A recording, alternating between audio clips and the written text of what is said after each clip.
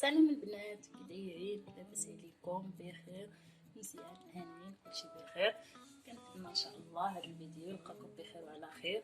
اليوم غادي نشارك معكم التحضير ديال الحامض مصير بدون مواد حافظه، وكيجي زوين وكيبقى واحد المده طويله.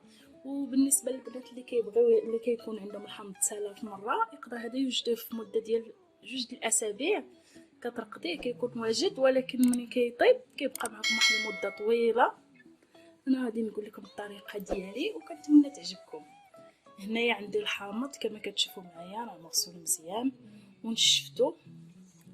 غادي نجيب هنايا عندي طنجره، غادي ندير فيها هذا الحامض بهذا الشكل هذا كما كتشوفوا معايا. غناخذ هذا الحامض.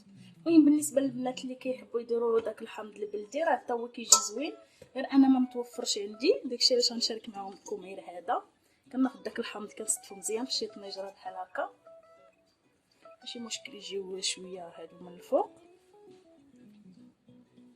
من بعد ما كنكون استفدت داك الحامض مزيان كامل في الطنجره، هنايا كنجيب الماء الطايب كنكبو عليه بهذا الشكل هذا.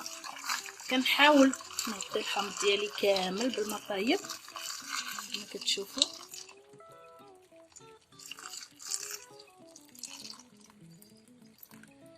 من بعد ما كنغطيه هكا بالماء الطايب، انا غادي نغطيه بالغطيه ديال الطنجره وغادي نديرو فوق العافيه يغلى ليا مده ديال 5 ديال الدقائق. كتخليوه يغلى، من بعد كتصفيوه كتخليوه حتى كيبرد، ومن بعد نتلاقاو ان شاء الله من بعد ما يبرد ليا الحامض وغادي نوريكم كيفاش غادي ندير ليه.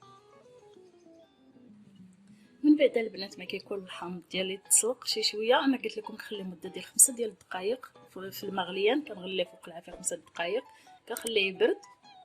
من بعد كنشفو كما كتشوفوا راه ما كيبقاش فيه الماء. كنجيب هنايا الملحه، هنايا كنجيب قرعه باش كنخدم.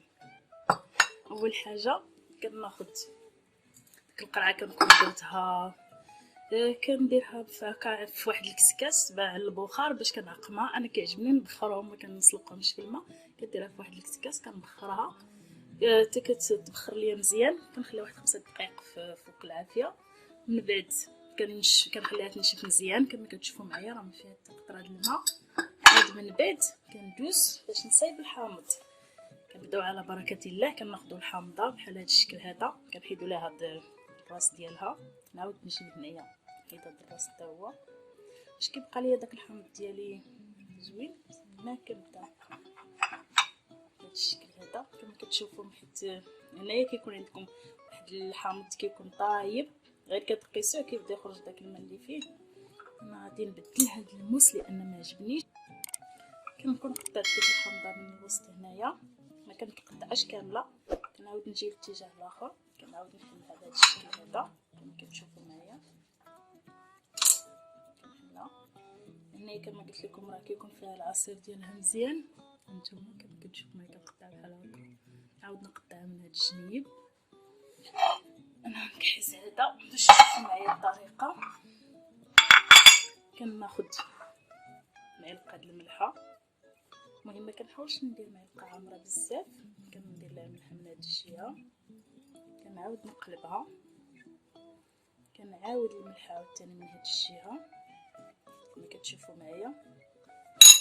هنايا كنبدا نحرك القرعه بالطريقه.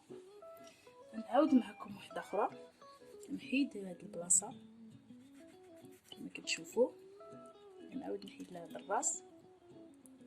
كنبقى بحال هكا كما كتشوفوا. الحامض ديالي راه ما شاء الله فيه الماء زايد، حيت ملي كتكونوا كتغليوه داك السخونيه كتخلي داك العصير كيكون طايب مزيان. نعاود ثاني هكا،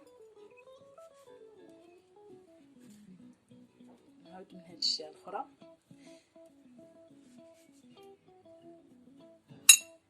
كنتمنى الطريقه تكون واضحه. نعاود معكم واحده اخرى.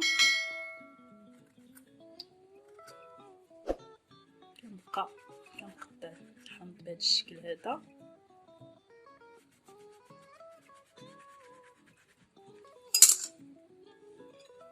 نعاود نجيب الملحه،